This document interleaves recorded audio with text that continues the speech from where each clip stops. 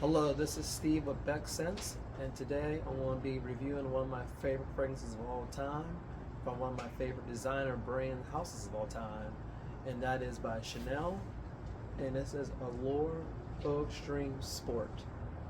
Now, the notes I get with this one, I get um, mint in the opening, I do get orange citruses vibe, tonka, pepper, and amber, and it just kind of gives me that orange cream savor vibe from back in the day without the mint, if that makes sense. So it is kind of creamy up the top when you spray, and it gives you leaves you with a smelling pleasant smell around you. So I love it for that. Now, performance, price, and projection. The performance on this one, I get about 5 to 6 hours. It's not quite as a name would suggest an O Extreme, but it is very good performing, I would say. It'll get you through most of the day. Projection this one's a little tricky because I feel when I first spray it, it does push out. I would say 2 to 3 hours. Um, I feel in that opening, it's one of the most beautiful openings of all the fragrances I own. And I feel that's where you'll get most of your compliments in when you first spray it. So that's when, before you meet someone or doing your activity for the day, I would definitely spray it right before you get the activity. So people will smell you and smell the pluses of this one. And this one does leave a pretty good scent trail to go along with that. So the sillage is fantastic on this one. Price. This is kind of the only stopping point for me because the price on this one is $150.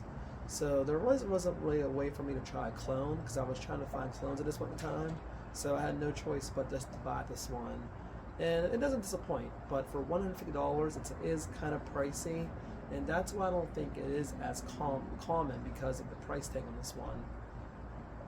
However, when I did wear this one though, one of my ex-girlfriends did think this smelled very familiar, and she thinks her boyfriend from the past did wear this one. So you do want to be careful with this one because it might have been more common maybe 10, 11 years ago once this came out, but I don't really smell this when I go out as much, so I don't think it's as common these days. But either way, people will think you smell good, and you might smell a little bit familiar, or it just be a common scent DNA that people think they smell before but really haven't smelled. Season and occasion to wear this one in.